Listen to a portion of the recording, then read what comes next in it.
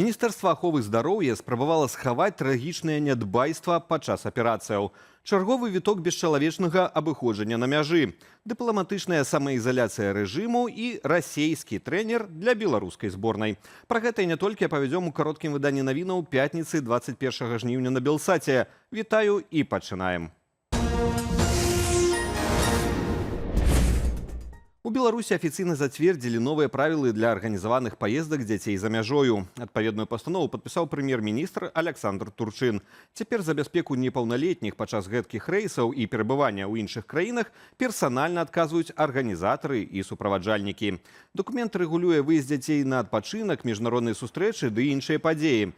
Новы дакумент Совміну з'явіўся праз 2 месяцы пасля інцыдэнту ў Бранскай вобласці Расіі, дзе пад удар беспілотніка трапіў аўтобус з беларускімі дзецьмі, якія ехалі ў Геленджык.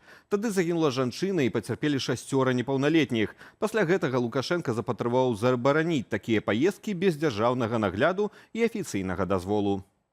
Медычная дапамога са смяротным вынікам. У Беларусі як мінімум 9 чалавек памерлі пасля аперацыяў на сэрцы, падчас якіх былі зробленыя ін'екцыі індыйскага прэпарату, што аказаўся нестэрыльным. Пра гэта даведалася выданне «Зеркала» на падставе дакументаў ад Белполу. 8 смяротных выпадкаў зафіксавалі ў Берасцейскім абласным шпіталі, яшчэ адзін у сталічным РНПЦ «Кардыалогія». Прэпарат адэназін пад гандлёвай маркаю «Кардыорэкс» уводзілі пацыентам, якія праходзілі пратэзаванне аорты, замену клапана або аортакаранарнае шунтаванне. Як вынікае з афіцыйных дакументаў, у 5 асобаў развілося запальванне тканак у грудной клетцы паміж лёгкімі і сэрцам.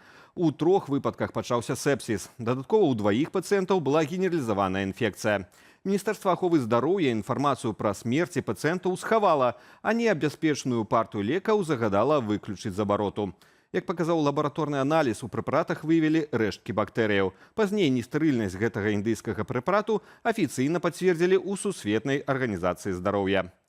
Бясплатны скрынінг для беларускіх жанчын выклікаў рэзананс у сацыяльных сетках. Карыстальніцы сеціва адрэагавалі на абвешчаны міністэрствам аховы здароўя новы план прафілактычных мерапрыемстваў.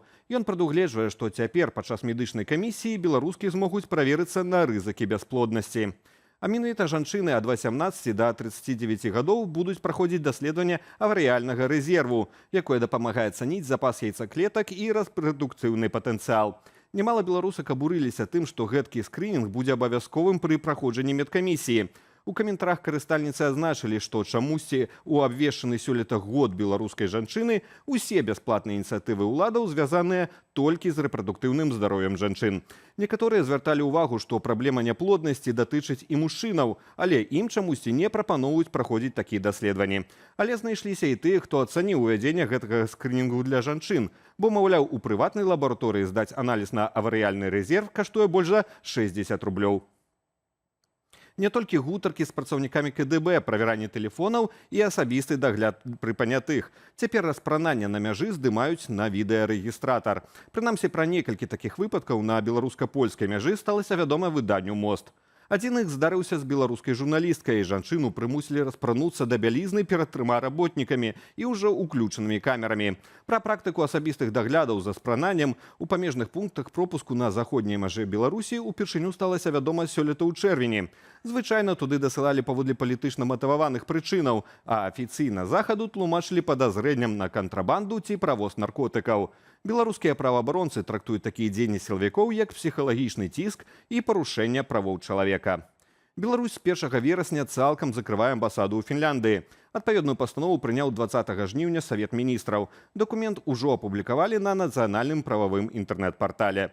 Дыпламатычныя стасункі паміж дзяржавамі былі ўсталяваныя ў 1992 годзе, але паўнавартасная беларуская амбасада запрацавала ў Хельсінкі толькі з канца 2011-го.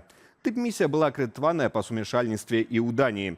Пасля задушэння рэжымам Лукашэнкі пратэстаў 2020 года дыпламатычныя стасункі былі фактычна пастаўленыя на паўзу. З 2024 года амбасада была без кіраўніка. А ў пачатку гэтага ліпеня на сайце місіі з'явілася абвестка пра, цытата, «часовае прыпыненне працы».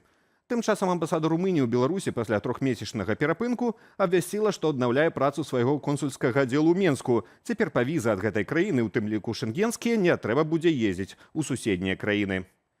Страшны пажар у Пружанскім раёне. Агонь забраў жыццё 5-гадовага хлопчыка. Трагедыя адбылася напярэдадні каля 12-й гадзіны ў аграгарадку Клепачы. Як стала вядома, на момант загарання хлопчык быў удома адзін. На месцы пажару працавалі прадстаўнікі МНС, следчыя і эксперты-крыміналісты. Згодня папярэдняй інфармацыі, дзіця задыхнулася угарным газам. Вызначаная і крыніца пажару – ложак, на якім знайшлі спалены электрычны фен. У Гомлі новасёлы вядуць сваю барацьбу за абяцаны камфорт у новым мікрараёне. Там разгарэўся скандал вакол здадзенага дому. У тэлесюжэтах комплекс пафасна называлі новым стандартам камфортнага жыцця, абяцаючы 3 аўтаномныя двары, сучасныя дзіцячыя комплексы і спартовыя зоны. Аднак пасля атрымання ключоў карціна аказалася зусім не такой вясёлую. Гамельчанка выклала ў сацедкі відэа двара, дзе замест абяцанай інфраструктуры голая пустка без ніводных арэляў, лаўкі ці сметніцы. Больш за тое, ва ўсім пад'ездзе, дзе людзі ўжо заканчваюць рамонты і плануюць засяляцца з дзецьмі, папросту няма гарачай вады. На парады каментатараў схадзіць у двор да суседзяў гамельчанка з сарказмам адказала: «А мыцца мне таксама ў чужыя дамы хадзіць». Зборную Беларусі па хакеі афіцыйна ачоліў расійскі трэнер Сергей Брылін. Ён будзе сумяшчаць гэтую працу з кіраваннем менскім «Дынама» ў кантынентальнай хакейнай лізе. Очень приятный момент, очень волнительный. И я понимаю, что это очень ответственный пост. Очень много талантливых ребят играют в разных лигах, на разных континентах. Национальной хоккейной лиги, в КХЛ. Што праўда, нагрузка і адказнасць на дадатковую працу ў расійскага спецыяліста прынамсі пакуль не выглядае вялікаю. Зборная Беларусі пазбаўленая права ўдзелу ў міжнародных спаборніцтвах, таму абмяжоўваецца выставачнымі турнірамі і спарынгамі з такой ж забаненай Расіяй, якая часта выстаўляе нават не асноўны склад. Менскае «Дынама» Брылін узначаліў у сярэдзіне ліпеня. Ён падпісаў 3-гадовы кантракт са штогадовым акладам на $715 000. Гэта адзін з найвялікшых трэнерскіх заробкаў у КХЛ. Тады ж упершыню і было заяўлена пра планы прызначыць Брыліна адначасова галоўкомам зборнай.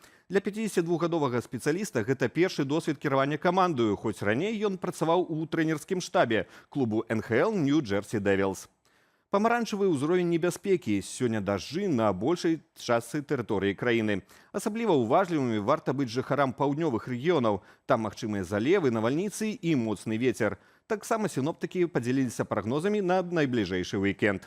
Капрызны характар надвор'я не зменіцца і ў суботу. Навальніцы і дажджы чакаюцца па ўсёй краіне. Парывы ветру будуць сягаць 20 метраў за секунду. Тэмпература паветра ад 18 градусаў на поўначы краіны да сапраўды спякотных 34 на паўднёвым усходзе.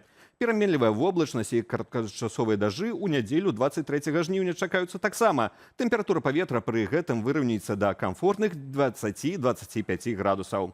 Пра развіццё падзеяў апавядуць мае калегі ў вечаровых выданнях «Аб'ектыву» і студыі «Белсат» о 19-й гадзіне. Заклікаю падпісвацца на нашыя сацыяльныя сеткі, а таксама, калі для вас гэта бяспечна, паставіць лайк і пракаментаваць гэтае выданне ў Ютубе. Так вы падтрымаеце нашу працу і дапаможаце распаўсюду незалежнай інфармацыі. Беражыце сябе і заставайцеся з «Белсатам».